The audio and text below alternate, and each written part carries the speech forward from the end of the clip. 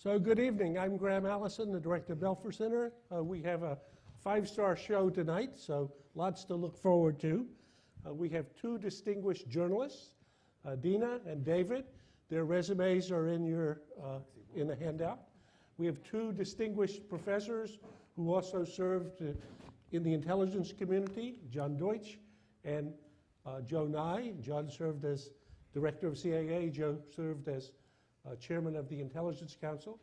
And we have Congressman Jane Harman, the hardest one to get to come to town, who served 9 terms in Congress, who served 4 terms on the Intelligence Oversight Committee and 4 terms on the Homeland Security Committee, and who's a graduate of Harvard Law School. So we have a lawyer in the panel, and she's currently chairman of the Woodrow Wilson Center, a think tank in Washington. So we have a huge topic. We have a great group of people to discuss it, and we're going to try to be short, brief, lively, and we'll be disagreeable. We will disagree without being disagreeable. Okay. So, it doesn't resemble Congress then. Not like Congress. The whole set of stories about NSA have come so much like an avalanche that most people are confused about it. I would say if you're not confused, you haven't been watching. So trying to get some points of clarity in the midst of that much noise is extremely difficult. The cartoons that we offered you for the warm-up, I think, get close to the heart of the matter. So let me see cartoon 1 here, which is my summary of what I think actually, if I were to do the short summary. So I don't mind giving up the appearance of privacy to live with the illusion of safety. I'd say that's pretty close to the mark. If you're going to do your own 1-minute takeaway with all the confusion on the basis of what we know now, so somebody says, tell me what I need to know about this subject in 1 minute. Let's start out with Jane. Okay, well, I'm a recovering politician, so I have no real credentials. But I noticed that Jill Doherty's in the audience, so we have another press person. Fantastic. And we have Bob Belfer, whose name is on the door, and we have Pat Deutch, who's fabulous. Much more interesting than John, I would acknowledge that. So the 1-minute takeaway is NSA has flunked crisis management. They do a horrible job of explaining their programs and always seem back-footed. And as a recovering politician, I did learn that you get out ahead of bad news, which they should have done. That's number 1. Number 2, we would have benefited from a debate on the front end of these policies. We didn't really have it. Some of them were started by the Bush-Cheney White House under the president's commander-in-chief authorities, not going through Congress. And so that debate was missed. We're now playing catch-up. Number 3, law is analog, but technology is digital. And it's very difficult to imagine a set of laws that would really fit our capabilities. And number 4, to this cartoon, Graham, security and liberty are not a zero-sum game. You either get more of both or less of both. Is that a minute? That's a minute. Thank you very much. John Deutch. Thank you, Graham. From time to time, there's a technology change that completely revolutionizes military affairs. An absolute, complete change. That's what's happened here. Ubiquitous digital communications everywhere means that the NSA and the enterprise that was created to deal with technology simply is unable to cope. The NSA was set up to believe that there was a distinction between foreign and domestic, between security and law enforcement, between citizens and non-citizens. It was a distinction proper for the technology of the times, 1950s, done to really take care of the great personal animosity between J. Edgar Hoover and Allen Dulles, but it's completely unable to deal with the issues that technology presents today. So what you have is we're tinkering. All the things you've heard now is we're tinkering with the NSA, with its principles, with the way it's organized, with its responsibilities and authorities, when really, in fact, you have to go back and ask, as the French did and the Germans when they learned about telegraphy, lifting the data rates by a factor of 10,000. you have to change the way you think about this issue of national security and privacy. It's not just changing the NSA at the edges. You got to redo it using the new realities of digital communication. Dean. So I'm going to talk a little bit in a way that might seem counter to the way you would expect a national public radio journalist to talk. And my contribution to the elementary facts of this is to look at the metadata program and to say that so far, it doesn't mean that it will maintain this way, but so far, the evidence isn't that any laws have been broken. So I'm not a lawyer, I'm just a simple country journalist, but I thought I would give you a couple of elemental facts to think about when you think about this program. If you have some of the legal background, I think it will help you sort of look at the program in a different way. So the ACLU keeps saying that a federal judge has found the NSA's metadata program unconstitutional, and that's true. But what they don't say is that another federal judge, about a week after the first federal judge, Judge Pauley, found it unconstitutional, this federal judge found it constitutional. And just laying out the basic facts, there's a case that happened in 1979 that was called Smith versus Maryland. Are there lawyers in the audience?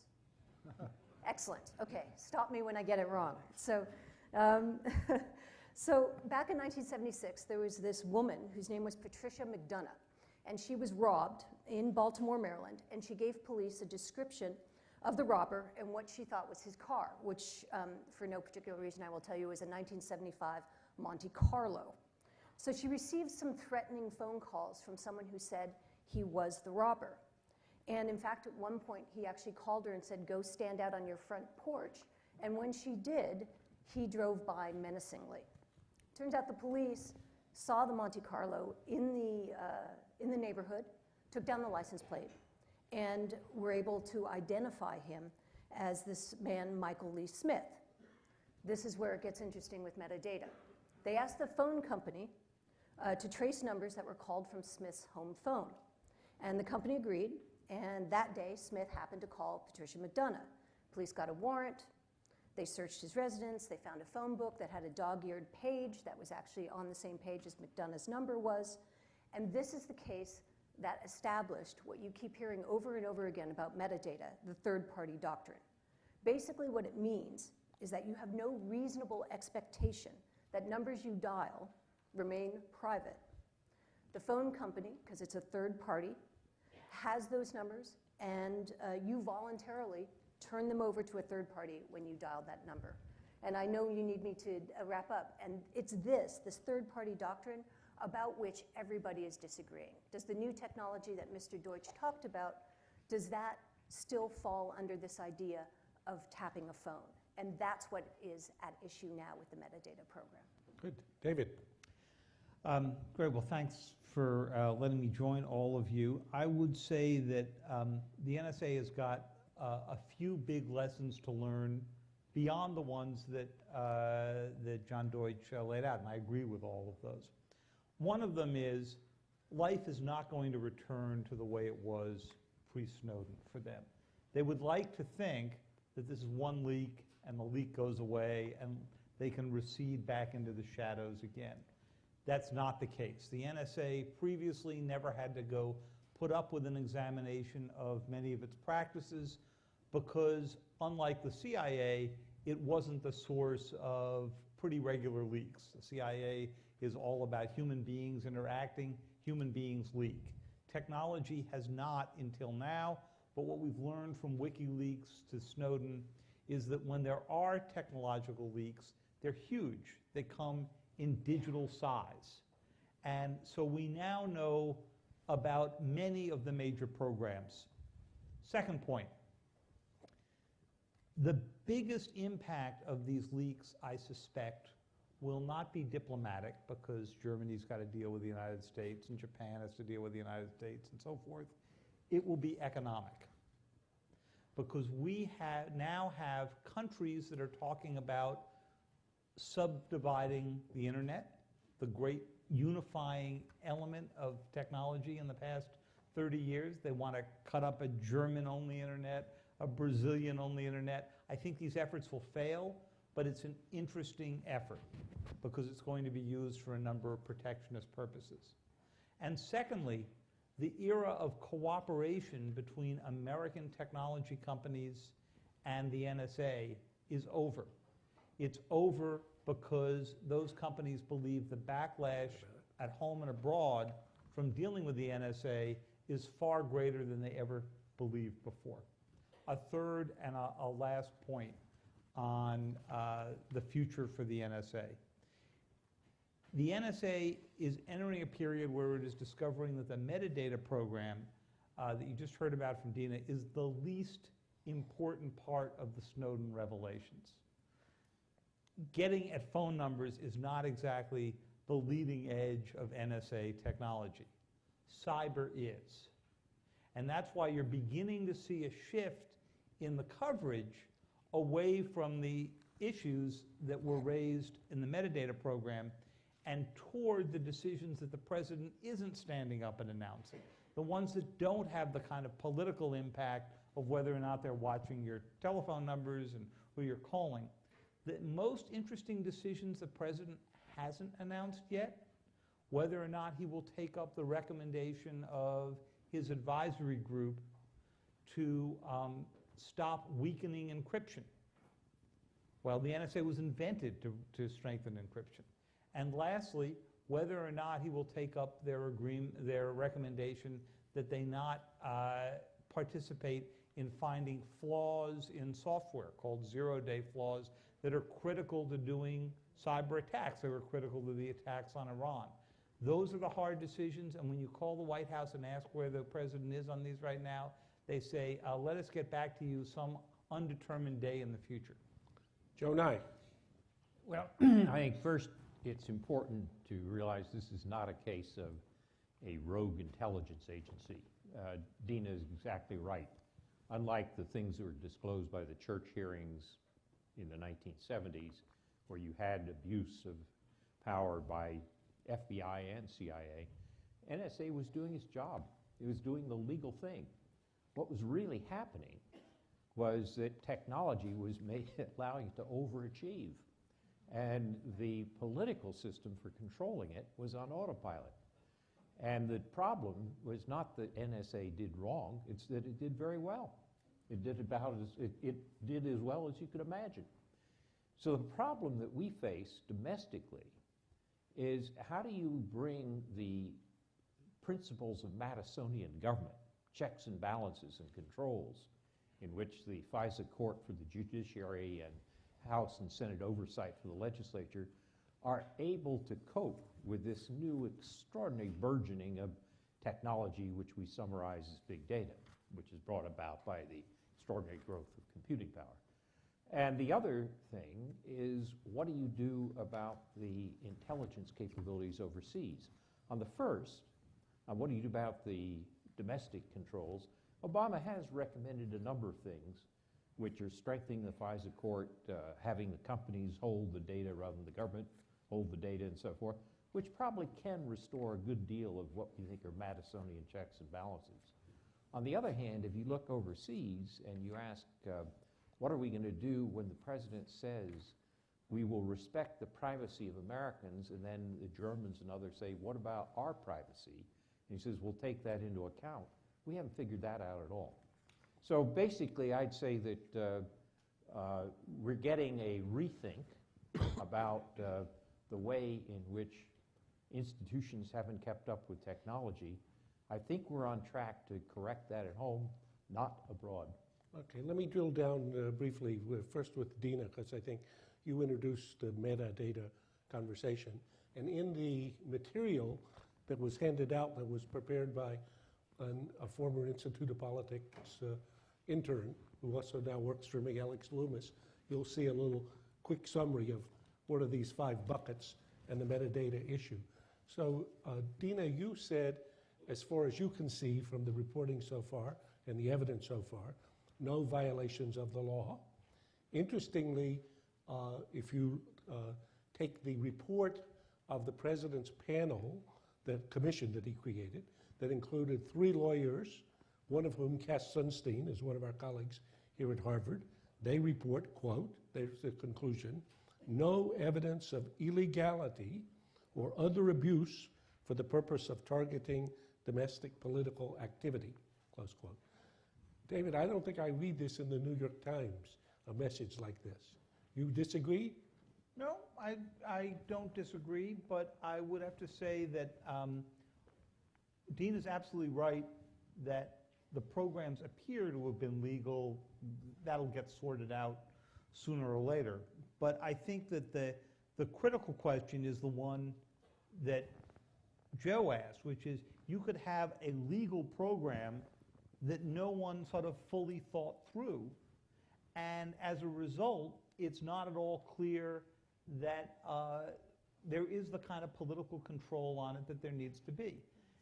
You know, CIA programs, Graham, every year they go back and they have a review that usually goes up to the White House level and asks the question, if this program shows up on the front page of the New York Times or the Washington Post or is broadcast by NPR, is the value that we're getting from the intelligence we're receiving greater than the damage that will be done by its revelation? And if the answer to that question is no, then they're stopping and asking the question, do we really want to go do this? So then we went back and we asked, so what kind of review do the NSA programs go through? Does somebody ask that same question? What's the value that you're getting from listening to Angela Merkel's cell phone calls or those of the dozens of others they were listening to? Including the French president, it looks like, and those might have been more amusing phone calls. But just so that we're clear, and then we go to Jane. Yeah. So there's one charge, which is activity was illegal or unconstitutional.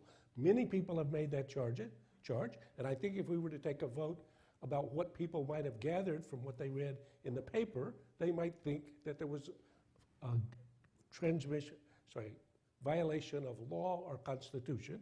Again, we don't know everything now. I think what they but would as know of is this that moment, there's division among the courts about that issue. that's right, and the Supreme Court happens to be on one side, and there's a couple of judges at the. So that's number one. Number two, there's a second question which Joe raised, and which I wanted to ask Jane about in any case: the oversight processes, both within the executive branch and in Congress. So you went through this struggle for oversight in the whole intelligence community, including NSA. So what would you say either about the law or about the oversight? So I forgot to acknowledge, I didn't see them, Al and Robin Carnesal also in the front row. Al used to run this place, thought I'd point that out, and was provost of Harvard and then was at UCLA in my state. Welcome. So back to this. We're conflating a lot of different programs. In the Reagan administration in the 80s, he issued an executive order, which doesn't have the force of law, but it does have the force of executive policy.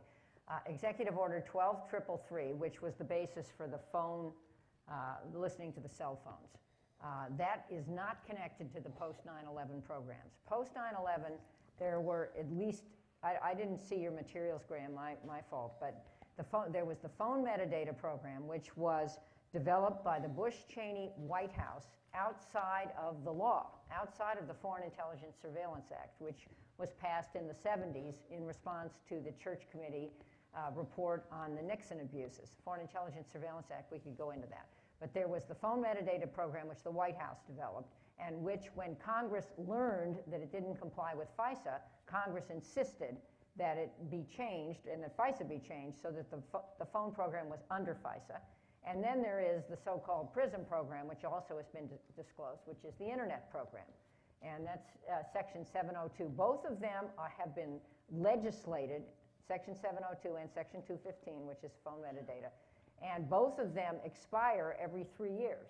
They sunset. That is what Congress did to make sure they were thoroughly reassessed. And the phone metadata program expires next year. If Congress does not act, that program goes away. And as you heard from David and Joe, the president has suggested major changes to it.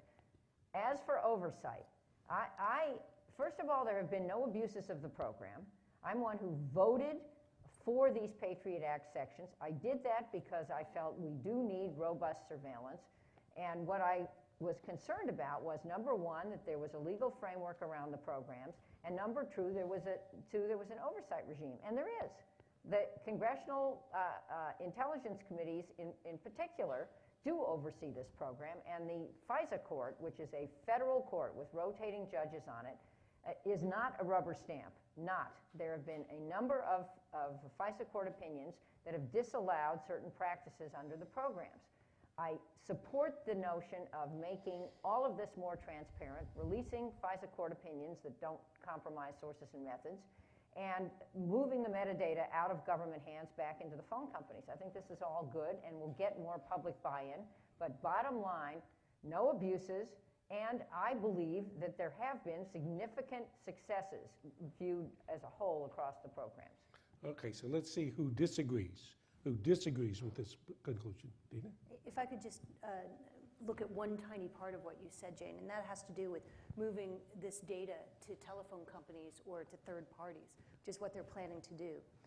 There is a school of thought that doing that could invade privacy even more than having the NSA hang on to it. That there are, as you say, lots of regulations and lots of oversight on how the NSA can use this information. And Google, let's just use as an example, has quite a lot of information on me and on you, and they can use that information however they see fit, to sell us things or to help other people find us to sell us things. And privacy advocates, and this is something I've been doing as a Nieman Fellow this year, have great concerns about moving it to a third party. So that is not the panacea here. It's one solution, but I'm it's not not in favor the of panacea. doing that. I think that's as worrisome as the government holding the data. The reason for moving it to the phone company idea is that the phone companies already hold the data for an average of 18 months. They do this for law enforcement reasons and to make you pay your bill.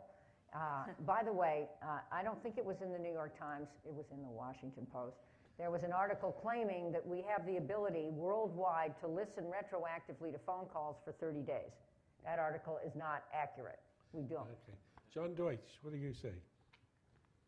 I'm in a different phase space here. Okay. The first thing is, I guess I want to just make a remark to a few of you in the audience here.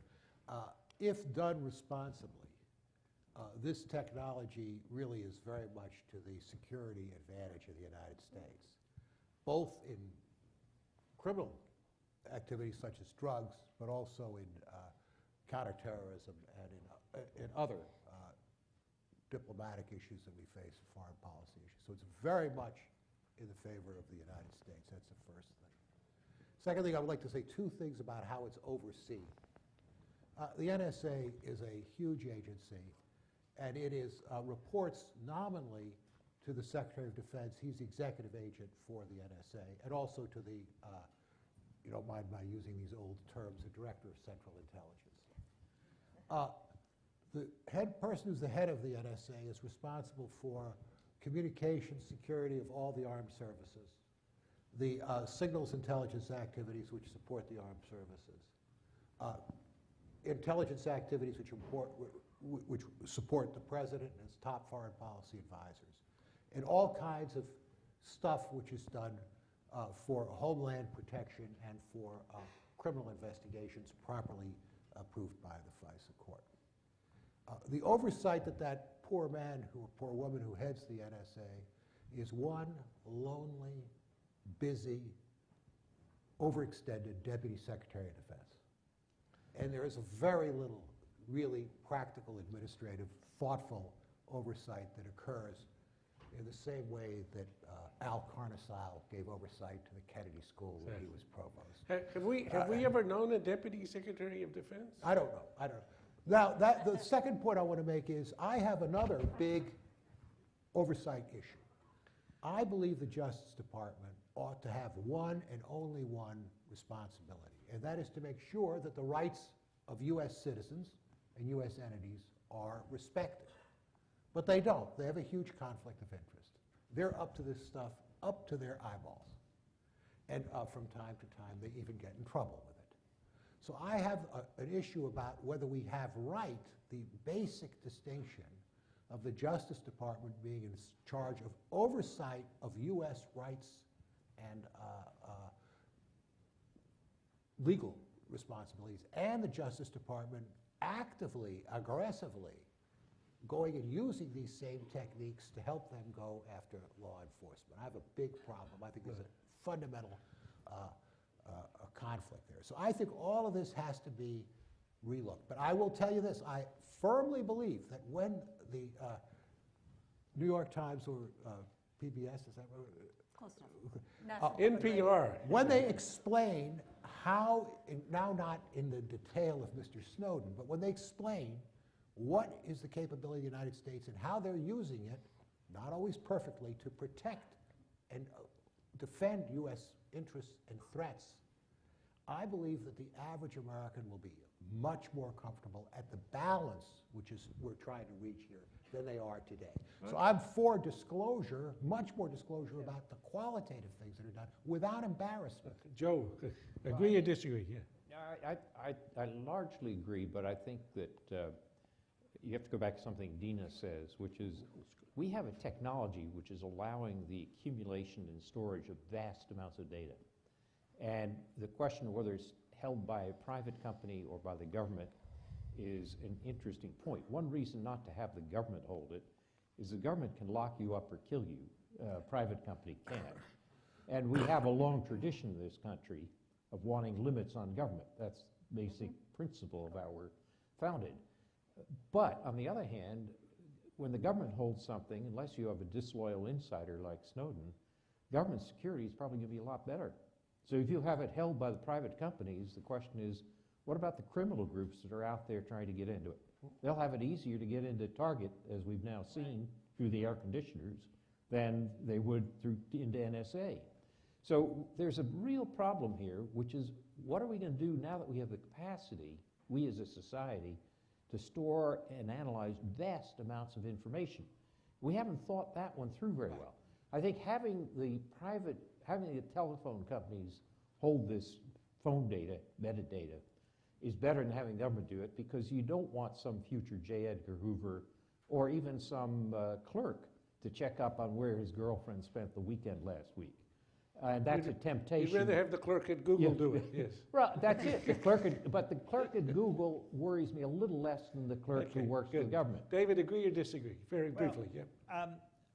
Let me agree with one thing that Jane said and disagree with another. The agreement is the companies hold this anyway. And the debate that Google and Microsoft and others are worried about where this is headed, is what happens when the government begins to put restrictions on how they can use the data, okay? And that's why they're so concerned about this group that John Podesta has begun to examine the broader issues of data collection. But Joe's right. It's different when the government does it, because we've got Fourth Amendment issues with the government that we do not have with the private companies, number one. And number two, the companies themselves, while they may misuse the data, you're going to at least have a way to go in and penalize them for doing that if it's discovered. Whereas within the NSA, we would never know if the clerk was going in to go listen to that. The one thing I'd like to disagree with, both Jane and John have made the point that these programs have been very useful in counterterrorism issues, except that when you go into the Presidential Advisory Committee report, they actually don't support that for the metadata program, at least. They say they couldn't find an example.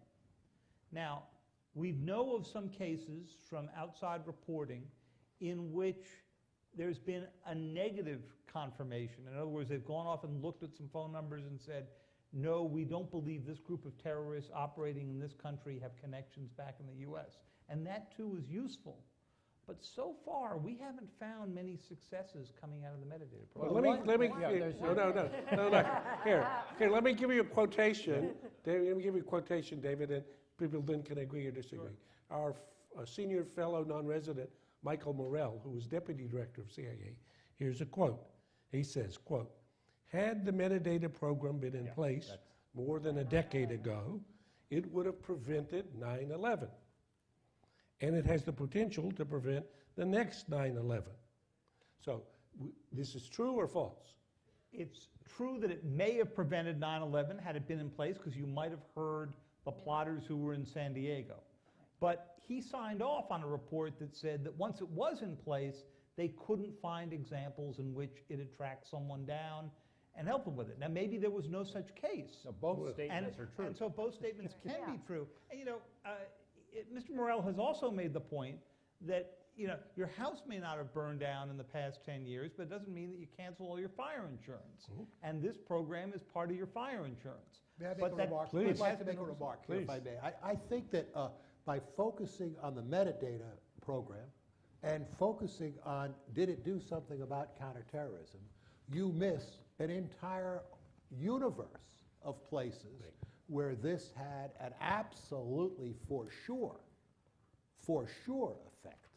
But just not in metadata. I don't know. I mean, I'm waiting to hear what Mike Morell says next round. But my view is, and by the way, everything you read in government commission reports, even if they contain distinguished Harvard faculty, isn't necessarily correct. But my point I want to make is, well, it's not true if there's an MIT person, it's different. But my point I want to make is, you've got to make sure every time you say those things that you say, but there's another vast amount of stuff. Like if you want to look and see what's done in the counter-drug world, where this has been absolutely very, very effective. Or organized crime. Well, Jane. But let me add that with respect to these programs, the post-9/11 programs, the predicate is a foreign bad guy, not a U.S. bad guy. Not that there aren't U.S. bad Drugs. guys and girls. Well, but the identification of the foreign bad guy comes with either a phone number or an email address or something like that in the pocket litter of people, the stuff that's attached to people that are picked up.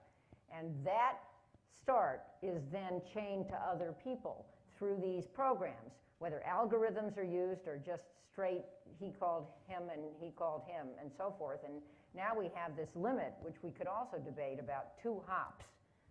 You can only go through 2 rounds of this, which I think is arbitrary, and which bad guys who are digitally very savvy, certainly more savvy than I am, can game around. I just wanted to say one other thing. Snowden's name was raised. I thought I'd put out there what I happen to think of Edward Snowden, which is not good. He's been charged with crimes, so I'm not going to call him names.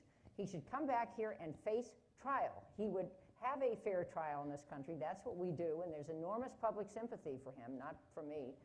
What he took with thumb drives was not just details about these post-9/11 programs that have application to U.S. citizens, but was our whole defense technology playbook. And now bad guys have that too. All the ways in which we have capabilities that have to do way beyond surveillance of any U.S. citizens, which I would argue comply with law. And that stuff has been hugely dangerous to us. And last point, if he said he couldn't blow the whistle in this country, he didn't try too hard. He could have come to Congress, which would have listened to him. He could have gone to a country other than China. How about Norway? Okay, so let me just, we're going to let all the panelists agree or disagree, but on Snowden, on the basis of what we know now, obviously we don't know a lot, net impact on Americans' well-being, up or down? Jane says down. What does the panel say? Up, you can go up or down, thumbs up or thumbs down. It's too simple. Okay, wait, Joe, wait, let the other ones, David, you got to go. Right, no, I'm with Joe. You can say that he violated Of all course of his commitments. Of course there's on the one hand and the other hand. No. Net. I'm going to vote up and down at the same Okay. time. In the sense that I think he had a net beneficial effect domestically and a terrible effect internationally.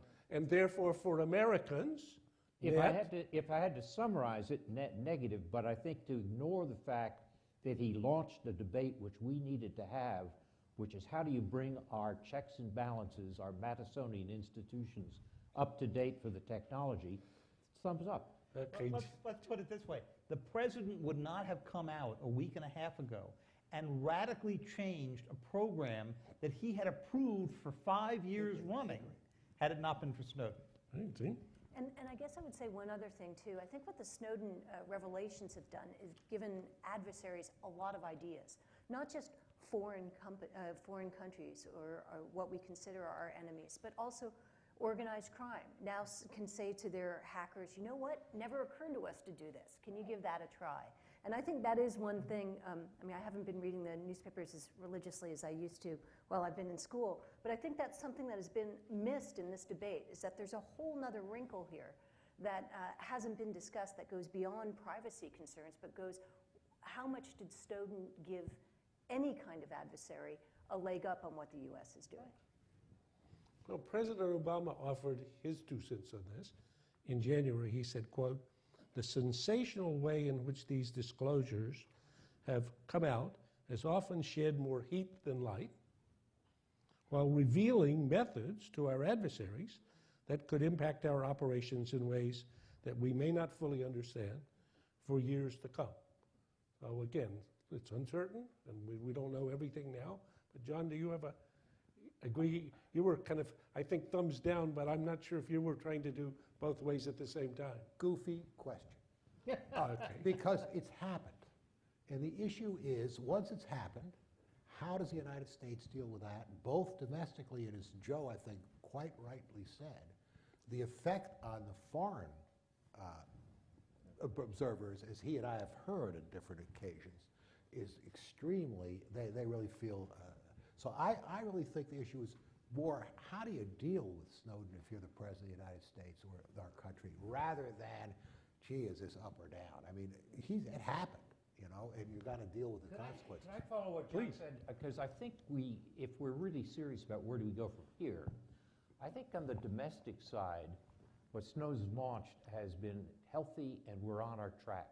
In other words, the so-called 215 issues, I think we're going to solve that. This is the domestic oversight. How do you restore Madisonian principles at home? On the international side, we don't have a clue. And David raised this. I've spent the day at MIT at a cyber conference full of foreigners.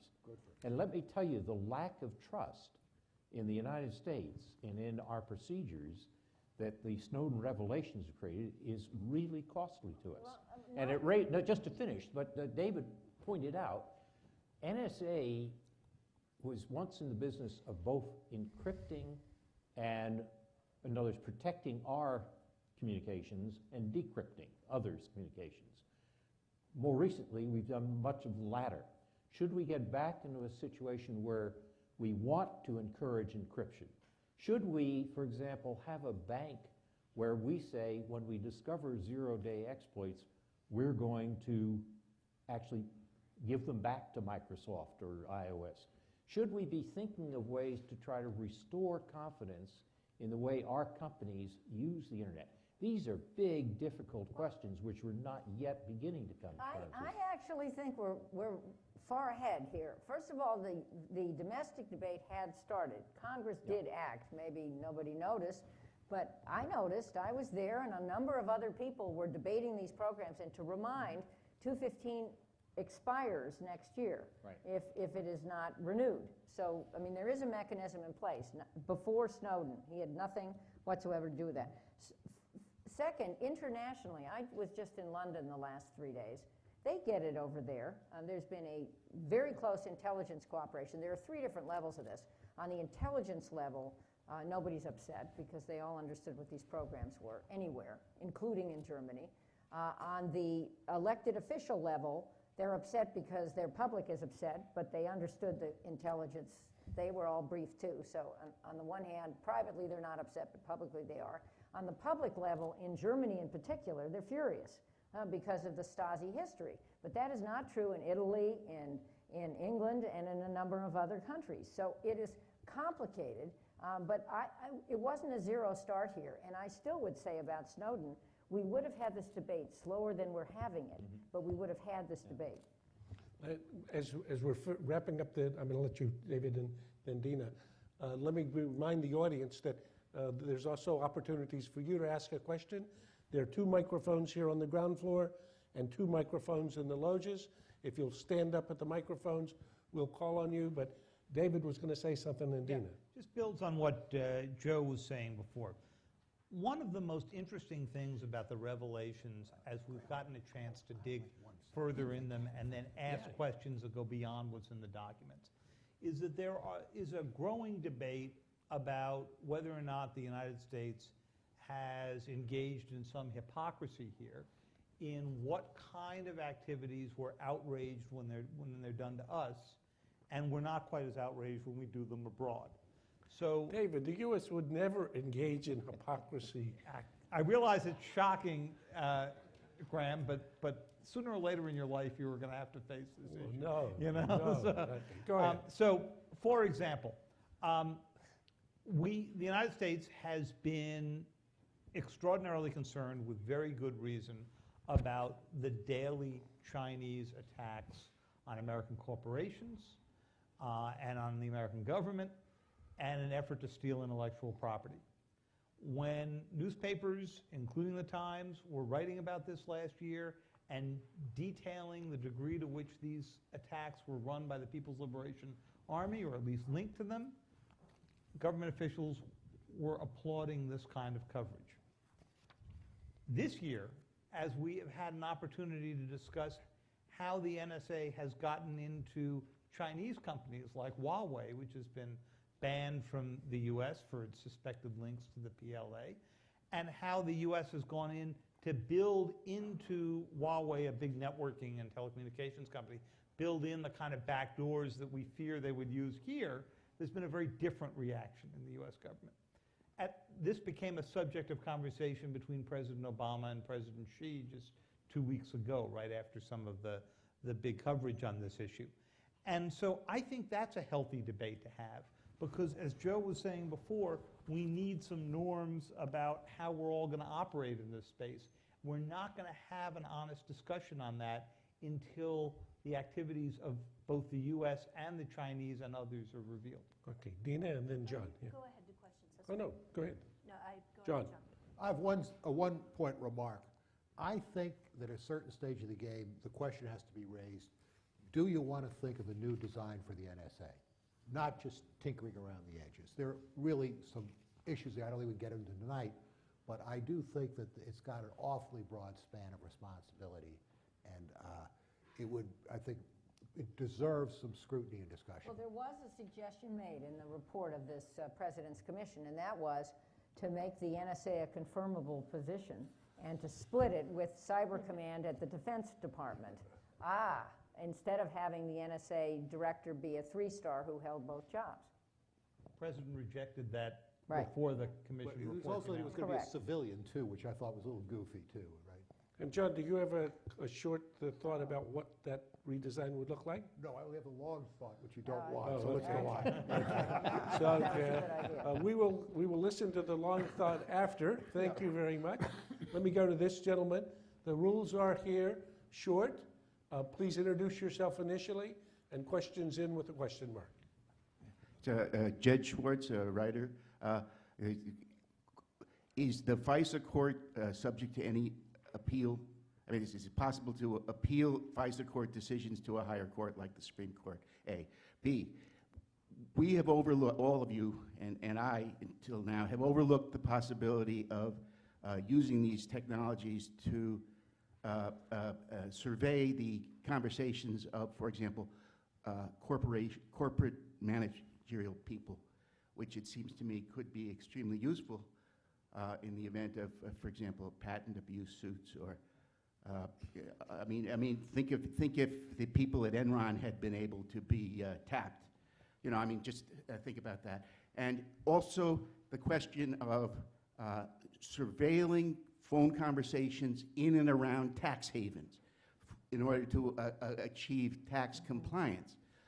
I mean, all that has been overlooked in I think, the entire national discussion of these topics, and I think that's a good question. Thank you. I should have said one question per customer, but there were such good questions, we're going to take all three. On the first one, maybe Jane, you would say? The FISA court opinions are not appealable as such, but there always is the opportunity to bring a lawsuit challenging the constitutionality of the program, and several have been brought. Today, the Supreme Court denied expedited certiorari of a D.C. decision that said the program's unconstitutional. One, and to your second question, we do not do economic espionage through these programs. Remember, there's a foreign terrorist predicate. So on the other two questions, on why this would be useful Well, for that's- listening to I thought that's what I corporate answered. or for... You can It- do it it now, doesn't- you we get a don't do it. warrant. What you Yeah. do, you don't want to do it through through the surveillance, you want to get a warrant from a judge to say, go listen to this guy from Enron who's a crook. That's what our Constitution's about. Right. Anybody else agree or disagree? No. This gentleman, please introduce yourself. Hi, my name is Ben Bolger, and I'm a Harvard alum. I have a question for John Deutch. Jeremy Bentham wrote about the idea of a panopticon, where people, if they were observed, would over time correct their behavior or perhaps engage in less criminal behavior. If we talk about big data, and if people know that they are ubiquitously being watched, in general, won't we reduce crime and criminal behavior? Is the fact that we are observing people, even though it's a loss of privacy, going to lead to better overall society behavior? I don't know, but I would doubt it. I don't know. Okay. I think it's an extremely interesting question, though, but the invoking of Bentham ought to give Joe... Yeah, a long answer, Okay. Joe. Joe, is this deontology or consequentialism? I'll defer to Dina. Okay, Dina. I was just going to say that we, without having the big data component, we do know that crime goes down if you have the appearance of cameras or cameras actually running. They don't even actually have to be going on. And that answers your question in that respect. Whether having this vague sense that big data or Big Brother might be looking at you, I think that's a little far-fetched, but we do know that surveillance cameras do change behavior. Shift the place the crime's going on. It could, but if you see a camera, it makes you think twice before you jack the And car. if he's got the big data working everywhere, you may not be able to shift. If I can't help recalling Ken, our former colleague, Ken Galbraith, who once here in the discussion said, remember, conscience is that small wee voice in the back of your mind that says somebody may be watching. So please. Hi, my name's Will. I'm an undergraduate, and I appreciate you coming to speak with us today. I'm curious Mr. Deutsch's long answer on his thoughts of Edward Snowden's actions. The ethics, specifically, and his choice to flee to China and then seek asylum elsewhere. I'm sorry. I'm curious your thoughts view on about Snowden. Edward Snowden's actions. Snowden's actions. Do you believe they were ethical in his choice to flee to China? No, I didn't say they were ethical. No, I'm asking. He's What- asking what a do you think? question. Your assessment of Snowden and his going to China and then to Russia. I mean, he's a criminal. He has to go somewhere. But you might prefer for him to go a place where it would be Oh, less damaging You mean to that us. Maybe Norway, as Jane said. it's done. Whatever it is, it's done. Okay, this lady in the loge, please. Hi, I'm Jenny. I'm a freshman at the college.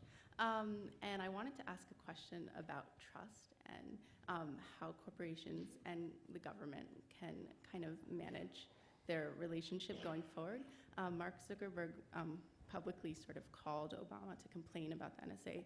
In a kind of similar way, Eric Schmidt and Jared Cohen wrote an article in the New York Times saying that corporations should join the open source community, for instance. And I was just wondering sort of how corporations and the government can kind of manage a partnership given the decreasing trust of the public in the future. If I could say something? Please. I think that what they're saying is not really what they mean. What they're saying is they're upset about the fact that this has given an opening to foreign companies to move in on their turf, which is happening. One of us said that, not I. But not only are we balkanizing the internet, but these foreign companies are claiming, sign up with us, even Americans, sign up with us and we'll protect your data better than these American companies can do it. And that's upset our companies, that their market share is being threatened. There has long been cooperation between US companies and our government. Under these sections, there has to be a court order to compel them to turn over data. Under Section 215, when it was formalized as part of FISA, they were given immunity from past actions because they believed in good faith that they were complying with court orders, and then they discovered it wasn't a valid court order because the program wasn't valid. Oops. But at any rate, There has been a long history of cooperation. And finally, on cyber, which we really haven't discussed, which is a huge issue, and a lot of people here know a lot about it, far more than I do. There are ongoing efforts now between the private sector and the Homeland Security Department to work out protocols where data is shared, because if one of them is penetrated, that is something that should be known by others and by our government, so we can block that against a broader universe. And if they don't share data, that won't happen. And so, you know, Mark Zuckerberg is shocked. I get it, he's shocked. But he's really not shocked. David? Just a quick point on this. This is an excellent question on the trust issue. The companies have cooperated when given a court order, and in the past they cooperated sometimes even when they weren't given a court order. Right. The days of the second happening are over, and I actually don't see them coming back. Moreover, what you're now seeing from Microsoft, from Google, from Yahoo and others is having discovered that their networks were pierced outside of their knowledge. For example, between the different Google servers. They are now working on technologies that they believe will make it almost impossible for the NSA to get into their data without their knowledge. Now, whether that will be successful, I don't know. But what you have now seen is a private sector that is working on new encryption technologies to defeat the US government, and the US government debating among itself, whether or not the NSA should be in the business of weakening or strengthening encryption. And this has started a huge fight within the intelligence community, because many in the intelligence community believe that they are being asked to unilaterally disarm. So, And but I- David, let me stay, because I think it's not, either it's not clear or I disagree. So first, You could be not clear and you could no, disagree. no. You'll be shocked to learn that companies engage in hypocrisy sometimes as well, especially when talking to the newspapers. And therefore, as Jane said, they are shocked. So there's nothing, I didn't hear any news from Eric Schmidt, I didn't hear any news from Zuckerberg, excuse me. Oh my God, you did this, I couldn't believe this. Okay, so that's, there's no news there. Secondly, if you ask, so you're now, we go another chapter in this book. And NSA says, we're giving up breaking encryptions of iPhones or smartphones. And now a terrorist uses a smartphone and they blow up another building. And you say, well, thank goodness you didn't decrypt their encryption, because that would have let you listen to many people's phone calls, and we prefer you not to be able to break encryptions. Would you think that anybody would agree with that? I don't think so. Yeah. No, and that's what's happened in the pendulum swing here. In the first few years after 9/11, my guess is that had the NSA come out and said, there's a certain group of things we need to go do, including collecting all the both telephone numbers, looking at the metadata, being able to crack the iPhone, had the iPhone been around at that time, they probably would have gotten a lot of buy-in to doing that. Right. It's the fact that they didn't go about not only talking about this with the public, but also talking about it sometimes honestly with the companies, that has created the reaction that they've got today. And so my working supposition here, and I could be completely wrong on this, is that had they been more open about it early on, they probably would have a much more robust program today, and instead their natural instinct for secrecy took over, and it's hurting them. Right, and let's remember the first part of the metadata program didn't go through Congress either. It didn't comply with FISA. Right. It was developed under the president's emergency authorities, and John Yoo was sitting in the Justice Department writing legal opinions to justify it. And we learned after the fact, too, that there was a rebellion in the Justice Department. Remember John Ashcroft sick in the hospital, and Comey and others coming to him and trying to get permission to extend the program. Journalism that happened not from the oversight of the We did, including a not bad book by one of the panelists, this gentleman. My name is Harvey Risherkoff. I'm the co-chair of the American Bar Association. Great. National Task Force on Cyber and the Law with Judy Miller, and spent the day with Joe Nye at the Cyber Norms. My question is sort of tailing on what's one of our core issues. Because the cyber norms, if you take the private corporations, they're worried about their reputational products. Their product is sovereign, because they want to go on the international marketplace. So Joe mentioned the idea, well, if the intelligence community finds a zero-day defect in one of these products, should there be a bank? And if you would have seen John Deutch's face, he clearly registered as former DCI. That would be I don't know if you think that would be an odd thing to do. So there's this real incredible tension that exists, which is America's capacity for innovation in the cyber world and all of our software products, and at the same time our need for security in the intelligence community to exploit weaknesses then when we find them and what we do with them. That is a real extraordinary dilemma. And I'd be curious to see what the panel's sense is. And David mentioned the fact, well, allegedly NSA attacked it without their knowledge, which would be a way of then deniability by the actual corporation, versus now people realizing that corporation has a product that's vulnerable, and it makes it hard for people to use the product. That is an incredibly hard nut, and I'd like to hear the panel's thought. Great question, and I think you read John Deutch's face correctly. John. Well, I think that it's very hard to be specific, although I can guarantee you I could be, that the potential of protecting Americans by pre-planning or pre-stockpiling, if you like, a knowledge about how command and control goes on is so vast that to say we'll put it in a bank or put it into some kind of a, kumbaya, Harvard law professor taking care of it is crazy. I mean, the potential here is tremendous to stop bad things from happening. You don't have to turn them on until you know some bad things are happening. So I just say to you that there's another very strong side of this, which is hard to get into its specifics, but I don't understand this idea. If you find out that somebody else's software is bad and you're a security person, you always have this issue of listen or jam. Do you make use of it or not? I mean, the answer is you put it away and you hope you never need to use it. So, I mean, I'm very much on the side of... So Joe, you lived through that too. Yeah. Well, I didn't live through it. I think the idea of taking 0 days and having a back, I've heard a very important person in this field last night say, if the government would make a market for 0 days and purchase them all and thereby be a monopolist and get rid of them, it would quickly dry up this potential. I'm not willing to go that far. I think that's too much.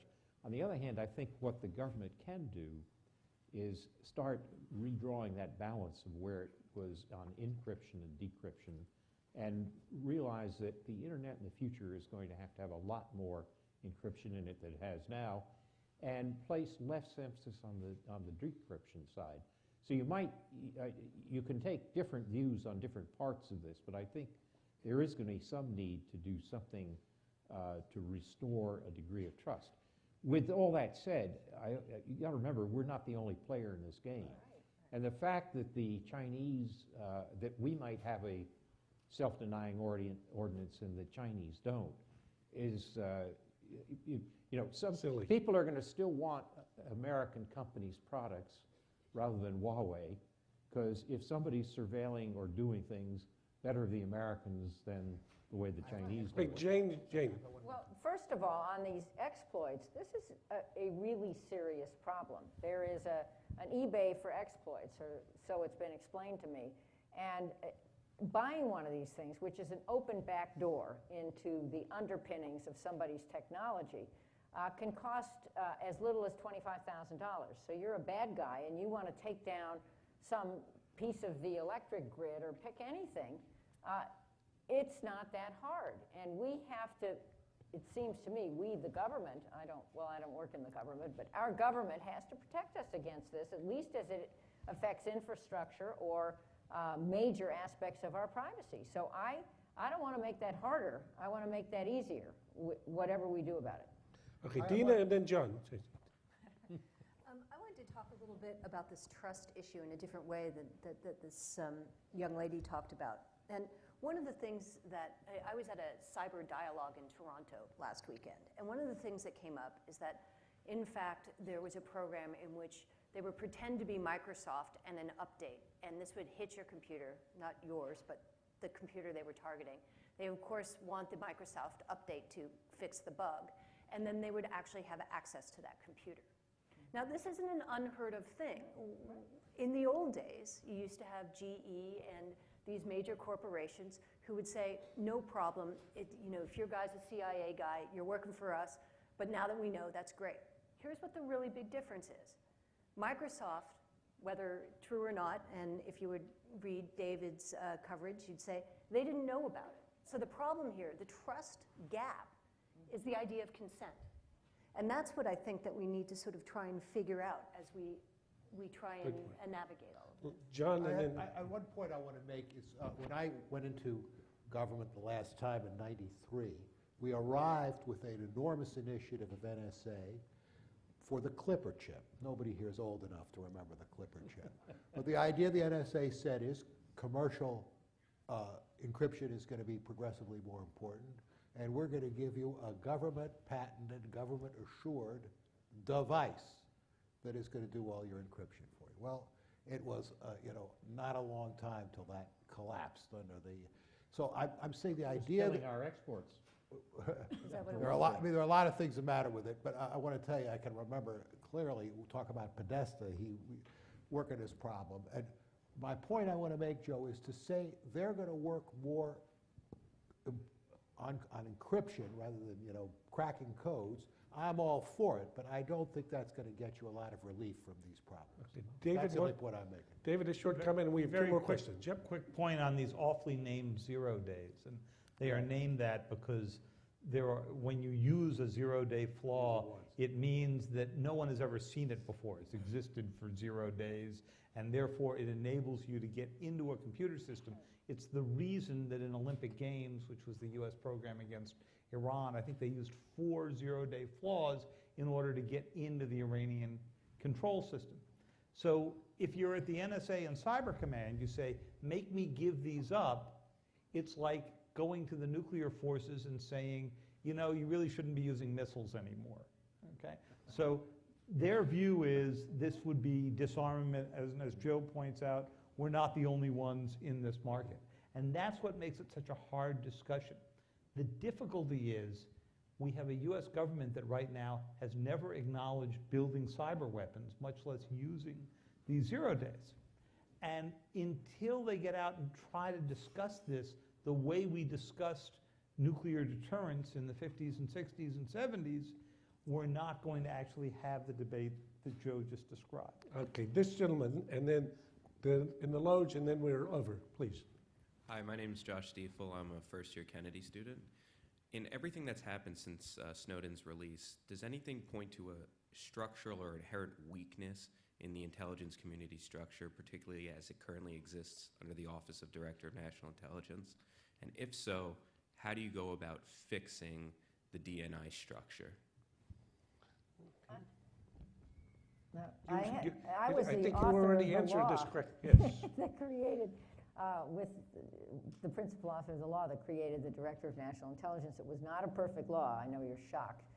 But there was implacable resistance to it by the Vice President Dick Cheney, the Secretary of Defense Don Rumsfeld, and the Chairman of the House Armed Services Committee, Duncan Hunter. That was kind of a lot of obstacles. But George Bush was for it, and we managed to craft something which is a joint command structure across 16 intelligence agencies, modeled more or less after the structure we have for the military.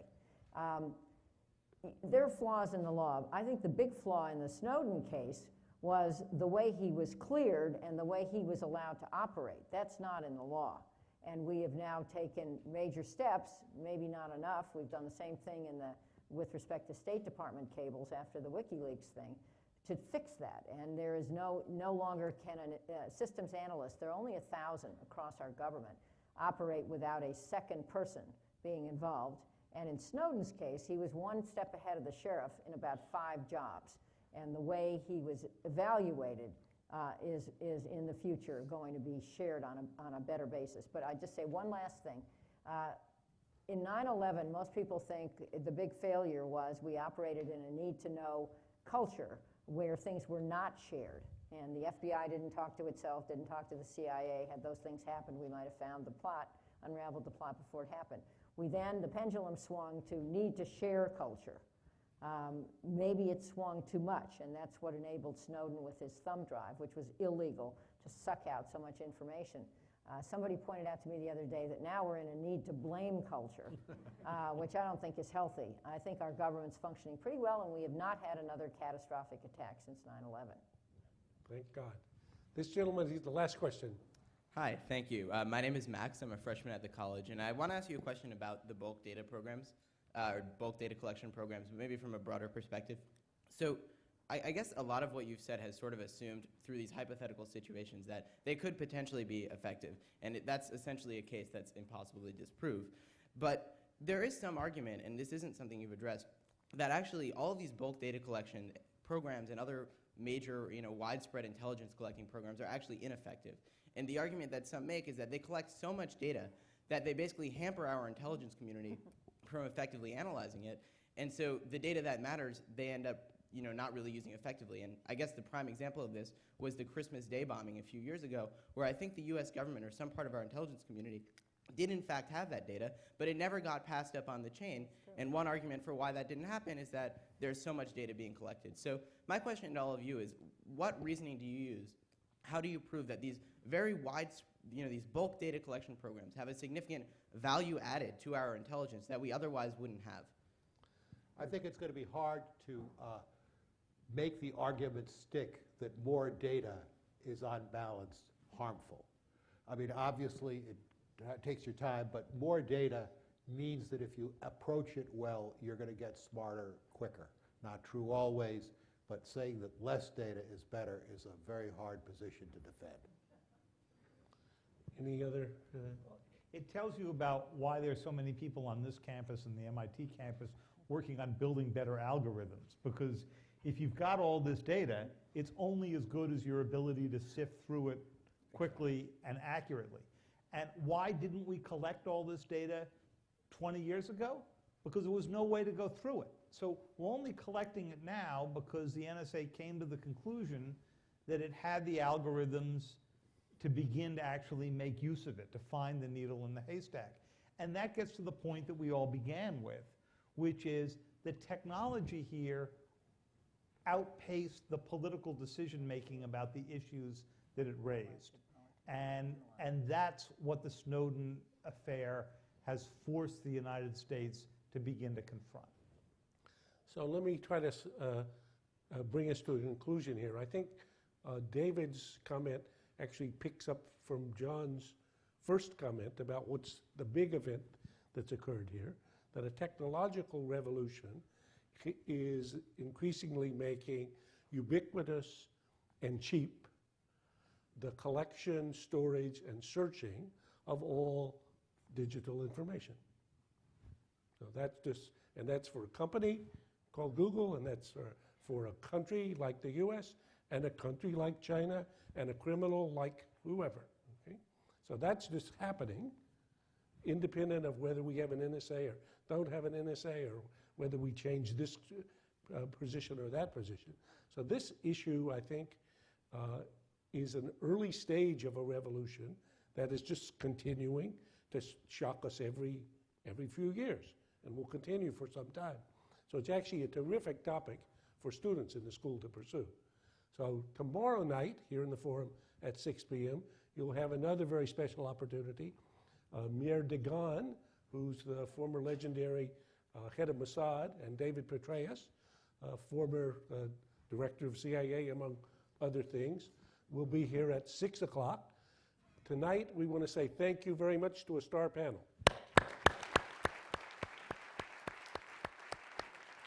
You guys were great.